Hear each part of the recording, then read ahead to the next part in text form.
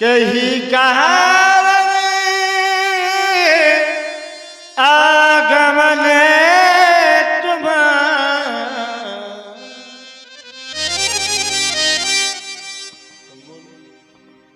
हे प्रभु, यद्यपि मैं ये जानता हूं कि संत और महापुरुष सहज में किसी के द्वार पर नहीं जाते, लेकिन जब जाते हैं तो कारण रहित नहीं जाते, कारण सहित जाते हैं।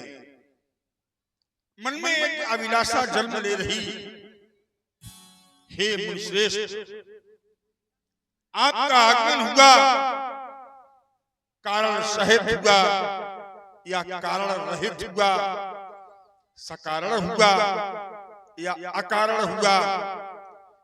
मन में बार बार अभिलाषा जन्म ले रही कि केही कारण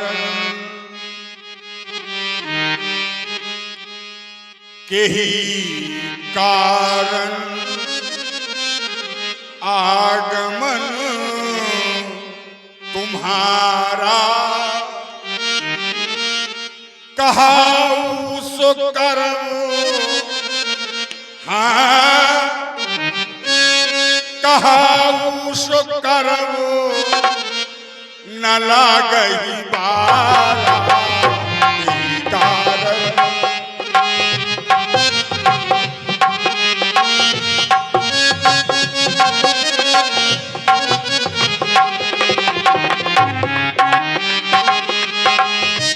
केही कारण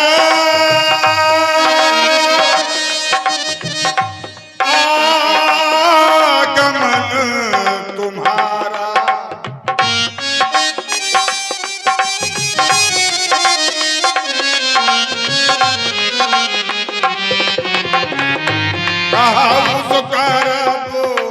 कहाऊ सो करबो, न लागही बारा केही कारण।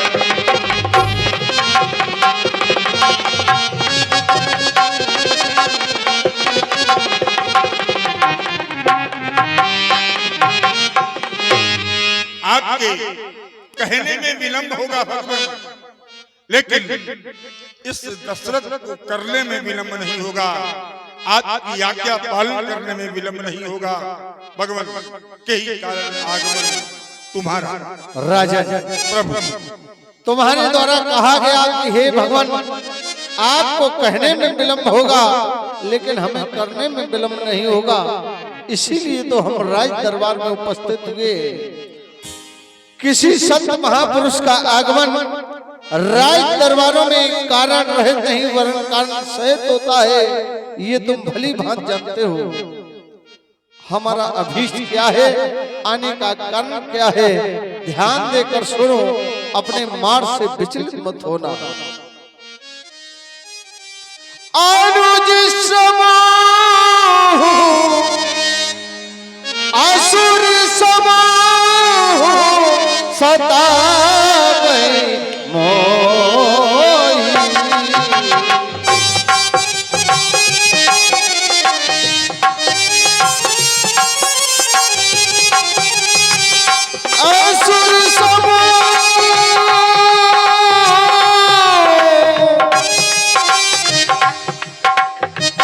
असुर समाह सतावे मोहि, मैं जाचन आयो न पतोहि।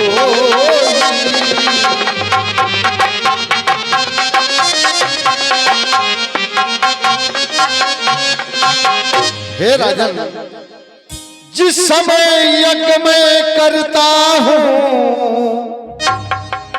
तो निश्चर दुख मुझको देते हैं। भोजन सामग्री हवने आदि सब नष्ट भ्रष्ट कर देते हैं।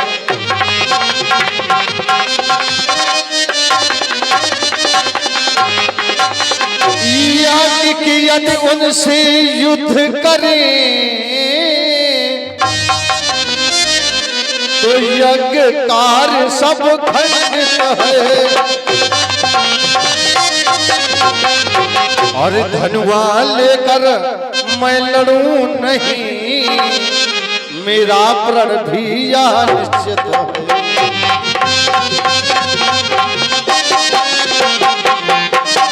असुरों की अत्याचारों से अकुलाया घबराया हूँ असुरों के।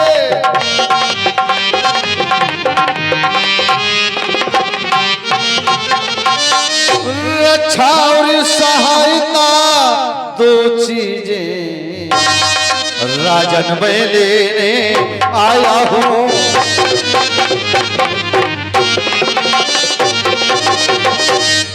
वह रक्षा और सहायता हमारी है क्या? विचार करो राजन, मैं अपनी वाणी को अल्प विराम दे रहा। भगवान वैचारिक श्रृंखलाओं के भंवर में यह दशरथ विचरण करने लगा। भाई विचार मेरा इसलिए संभव है क्योंकि जब कोई साधारण व्यक्तित्व या कहे कि हमें उस व्यक्ति से कष्ट है, तब तो विचार संभव है। लेकिन और विचार इस बात का कि भाई वो व्यक्ति धनवान है, बलवान है, विद्यावान है, गुणवान है, उसके द्वारा हमें कष्ट दिया जा रहा है। कोई बात नहीं, आप न्यून हैं। लेकिन जब एक असाधारण व्यक्ति ये कहे कि हमें उस व्यक्ति से पीड़ा है, तो विचार करना पड़ता है। हे प्रभु, आपने कहा असुर सबू सतावै मोहि। आप चिंता न करें भगवान, आपके यज्ञ की रक्षा है मैं अपनी अक्षौणी सेना भेजूंगा। आपकी स्वयं की रक्षा के लिए मैं स्वयं आपके साथ चलूंगा। एक क्षण में समूल निशाचरों को समाप्त कर दूंगा। आपकी आज्ञा का पूर्ण होगा। राजन भगवान, ये तुम आज तुम्हारे मुखारबिंद से सुन रहा हो, मैं अक्षौणी सेना के साथ तुम्हारी सहायता करूंगा, तो तुम लग रहा है राजन असत्य का परिचय ले रहे हो, अर्थात असत्य की शरण में जा रहे हो। कि जिस समय तुमने अंधे उन महापुरुषों के पुत्र श्रवण कुमार को मारा था, उसी समय से तुम्हारा शब्द वेदीवान निष्फल हो गया, निष्क्रिय हो गया। अब तुम श्रीहीन हो हमारी दृष्टि में। तो जो रोगी को चाहिए उसी औषध की आवश्यकता है। मैं चाहता क्या हूँ, धैर्य धारण करो। मैं यदि मांगने आया हूँ, कर पूजा। आपने हमें पूजा करके निज आसन पर बैठाया, तो इस आसन पर बैठकर मैं वो नहीं मांग सकता, क्यों मांगने वाला सदैव ही छोटा होता है और देने वाला बड़ा होता है। तो एक क्षण के लिए मैं इस आसन का प्रत्याग कर रहा हूँ। राजन सुनो, धैर्य को धारण करो। मैं चाहता क्या हूँ रघु, अनुज समेत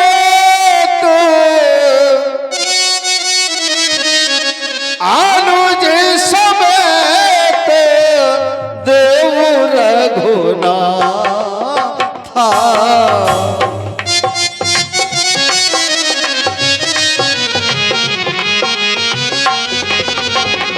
निश्चर बध में हो सना था।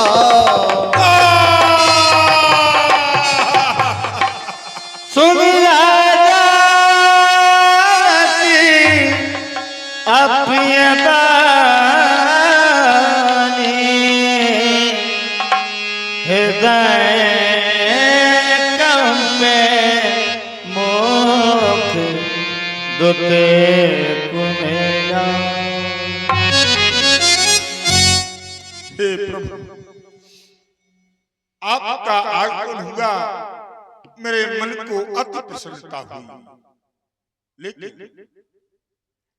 आपने अभी तक जो भी कहा मुझे प्रिय लगा, लेकिन जब आपकी वाणी के द्वारा यह कहा गया अनुज समेत देव रघुनाथा, हे भगवान मुझे आपके ये शब्द प्रिय नहीं लगे, अप्रिय लगे। सुन राजा अति अप्रिय वाणी, हृदय गम मुख दुख, मेरा हृदय घबराने लगा, मेरे मुख की आकृति परिवर्तित हो गई। हे भगवान आपने विचार नहीं किया 60,000 वर्ष की आयु के तदुपरांत 4 बेटों की प्राप्ति हुई, जीवन मंगल में विचरण कर रहा था, लेकिन आपके इन शब्दों ने पुनः इस दशरथ के समक्ष संकट उत्पन्न कर दिया। हे प्रभु आपने विचारा नहीं कि चौथेपन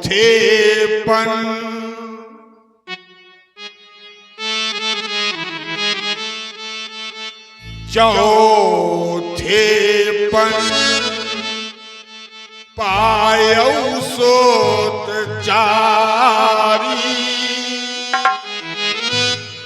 विप्र बचन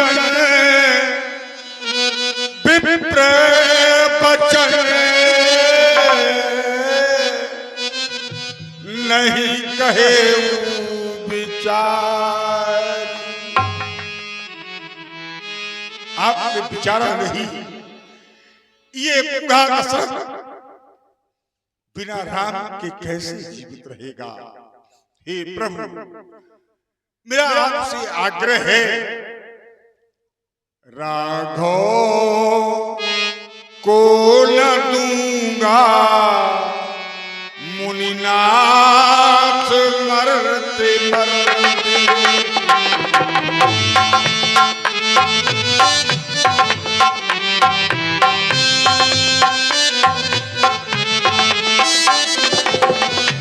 राघव को न दूंगा मुनिनाथ मरते मरते।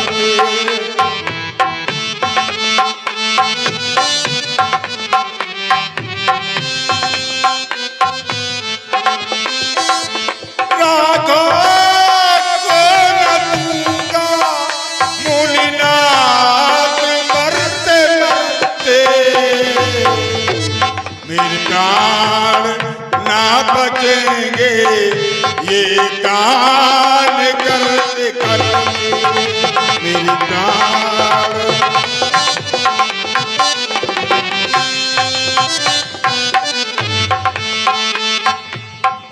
हे प्रभु मांगहु भूम धेनु धन कोशा, सर्वसुते आज सहरोसा। आप जो भी चाहें वो मांग सकते हैं, लेकिन आज विचार केवल ये करें कि चौथेपन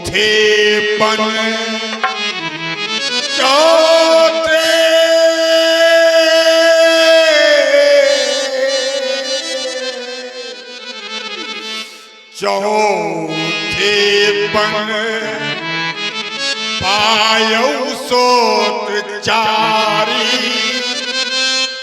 विप्र बचन नहीं कहे विचारी। आपने विचारा नहीं भगवान, पुनः विचार करे तब अपने शब्दों का पुनः उपयोग करे। राजन भगवान सोचकर हमें बड़ी हंसी आती है, तुम जैसे राज दरबार में राज नेपाल के मुखारबिंद से ये बातें शोभा नहीं देती। ये तब पहले ज्ञानी विज्ञानी महामुन अब सीधे उपाधि विप्र पर आ गई। हे विप्र, आप कह रहे हैं कि आपको विचार करना चाहिए, तो राजन इधर देखो, हम जब भी अपने आश्रम से निकलते हैं तो विचार नहीं वरन विचारा करके निकलते हैं।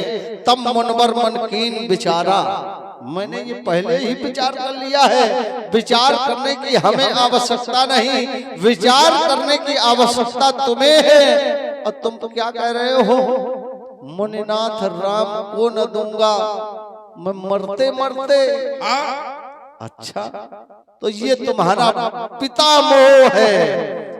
ऐसे संसार में कई माता पिता होते हैं, जब पुत्रों के उज्जवल भविष्य का समय आता है तो वो अपने मोह में पुत्रों को बांध लेते हैं, यहाँ तक कि कहते हैं कि मैं सीमा की रक्षा हेतु अपने पुत्र को नहीं भेजूंगा। अंत में होता क्या है, उनका जीवन निरर्थक हो जाता है, कोई छवि समाज में नहीं रहती, यहाँ तक कि पुत्र पिता के नाम से जाना जाता है। और मेरा विचार कहता है कि पुत्र ऐसे कर्म करे कि उसके माध्यम से पिता का नाम रोशन हो। तो मरते मरते हम तुम्हारे प्राण लेने नहीं आए, वरन हम तो अपनी सहायता हेतु आए थे, रक्षा हेतु आए थे। और तुम्हारे द्वारा एक बात कही गई कि मांगो भौम धैन धन कोसा। मैं भी कभी विश्रुत नाम का राजा हुआ करता था, हमारे भी दास हुआ करते थे, हाथी घोड़ा इत्यादि सभी साधन हुआ करते थे। जब मैंने जाना ये सब कुछ बेकार है तो मैंने वो सब कुछ छोड़ दिया, ये संत रूप धारण कर लिया जनमानस कल्याण के लिए। ये हमें प्रलोभन न दो और कह रहे सर्वस्व दो। जब आप सर्वस्व दे सकते हैं तो मुझे मांगने की आवश्यकता ही क्या है, या आप नहीं दे सकते हैं तो ये मिथ्या भाषण समाज के अंतर्गत हमें अच्छा। भगवान आप आसन पर आसीन हो और मेरे शब्दों पर आप पूरा विचार करें। विचार यह करें, आप कह रहे कि जब आप सर्वस्व देने के लिए तत्पर है तो सर्वस्व में बेटे और बेटियां नहीं आती, जो कि पैतृक संपत्ति होती है वह सर्वस्व में आती है। राजन चल अचल संपत्ति जो हुआ करती है व्यक्ति के जीवन में वह समर्पित की जाती है, बेटे और बेटियां नहीं। राजन भगवान तुम भूल गए हो, तुम्हारे पूर्वज महाराज हरिश्चंद्र हुए थे, उन्होंने भी हमें सर्वस्व दिया था। तब उन्होंने अपने कर चुकाने के लिए यहाँ तक कि काशी में बिकना पड़ा तीनों प्राणियों को। किसी राज सिंहासन पर शोभा पाते हुए किसी राज का निर्वाहन यदि राजा करता है, राजा अपनी वाणी से कहते मैं सर्वस्व दे रहा हूँ राज सिंहासन में, राज समाज के अंतर्गत उद्घोष कर दे तो वह राजा नहीं होता वरन सर्वस्व पाने वाला राजा। भगवान ये तो कर्तव्य निष्ठा है भाई। यदि जब कोई सेवक किसी के यहाँ चाकरी करता है, कार्य करता है, तो उसका जो कर्तव्य बनता है उसके दायित्व का निर्वहन करना उसका प्रथम कर्तव्य है।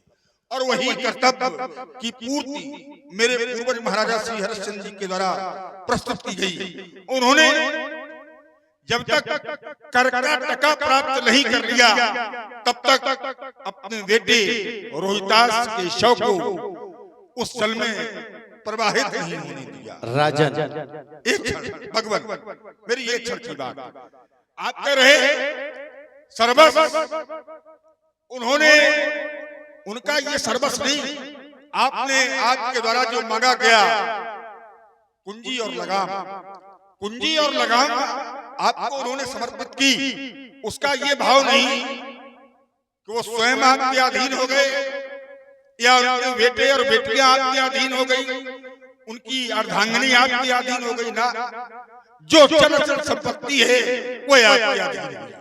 और उन्होंने जब उन पर वे कर्ज जिसको कहा जाता ऋण पूर्ति न हुआ आपका, तब उन्होंने स्वयं को बेच दिया। ये आपके ऋण की पूर्ति है, उन्होंने स्वयं के दायित्व का निर्वहन किया। भगवान ये सर्वस्व नहीं आता। राजा फिर भी तुम भूल कर रहे हो, समाज के अंतर्गत फिर भी मिथ्या भाषण कर रहे हो। जिस समय से महाराज हरिश्चंद्र ने वो सर्वस्व दिया था अर्थात दान दिया था, तब से तुम्हारे कुल में एक प्रथा लगा दी गई कि कोई भी अयोध्या का नेपाल अपने मन से एकाकी निर्णय नहीं ले सकता, उसमें 5 मतों की आवश्यकता होगी। फिर भला तुम कैसे हमें सर्वस्व दे सकते हो?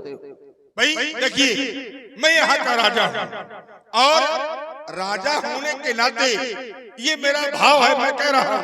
भाई एक बात बताओ, मैं राजा हूँ, राजा होने के नाते या तो राज्य का राजा हो या घर का मुखिया हो। यदि मुखिया कोई निर्णय करता है तो उसके छोटे उसकी सम्मति में ही अपनी सम्मति प्रदान करते हैं, ना कि उनका विरोध करते हैं।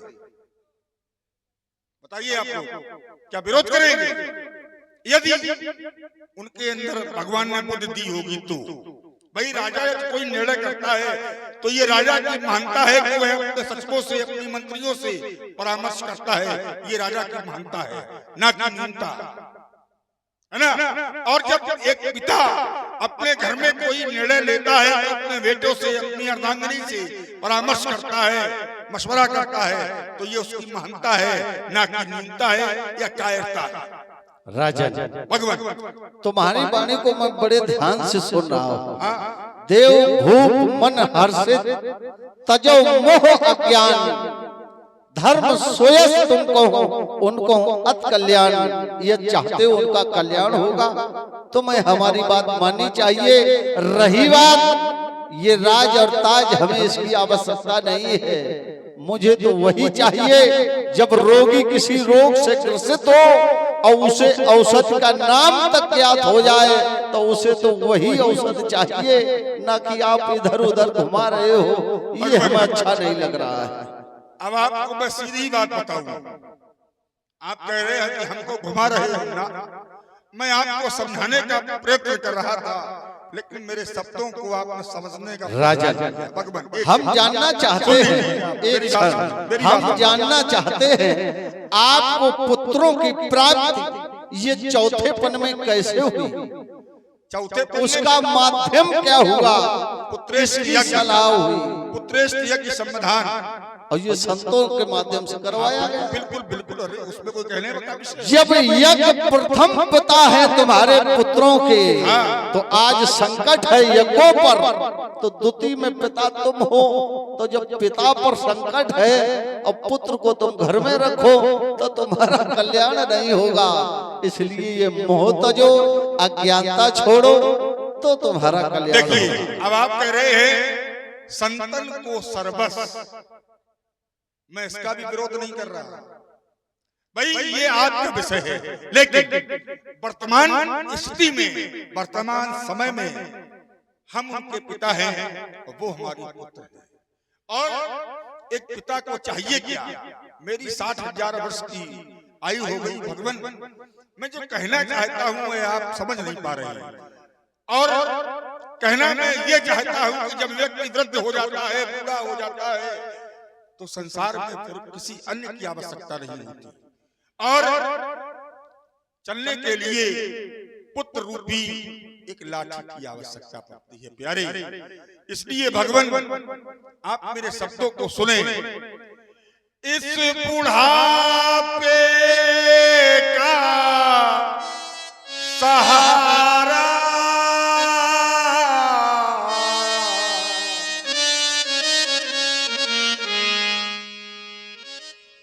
इस बुढ़ापे का सहारा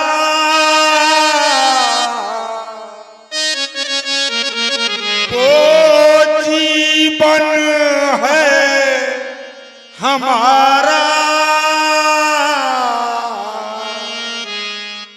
मेरा राम है, मेरा राम है, मेरा राम ही तो है, मेरा राम है।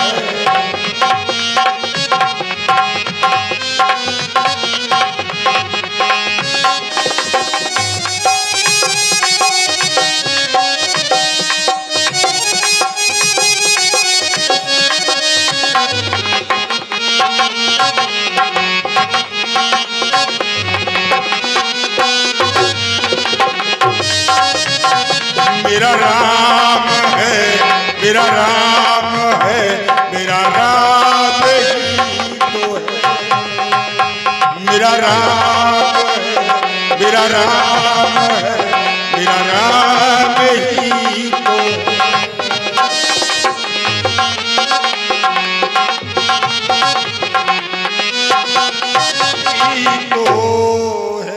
राजन, प्रभु, तुम्हारे बुढ़ापे का सहारा तुम्हारे यहाँ 2 पुत्र और हैं और पिता को चाहिए सभी पुत्र एक समान होने चाहिए, फिर राम को देने में आपको इतनी तकलीफ क्यों हो रही है? ए राजन, तुझ जैसे पंडित ज्ञानी को बच्चों पर इतनी ममता है, जा चुकी जवानी दीवानी फिर भी माया में भ्रमता है। मैं जाकर कहता यदि विष्णु से हिल जाता उनका भी असर, जाकर कहता यदि शंकर से वो चले आते, छोड़ वृष वाहन जाओ, मैं जा रहा हूँ, मैं बहुत गलत स्थान पर आ गया हूँ। नहीं भगवान नहीं, आप विराजे। गुरुदेव भगवान, इसका निर्णय मैं नहीं कर पा रहा हूँ, आप हमें सम्मति प्रदान करें। हेलो, देख रहे हैं सुंदर अपने बबलू ग्राम मिसरपुरा निवासी 20 रुपया प्रदान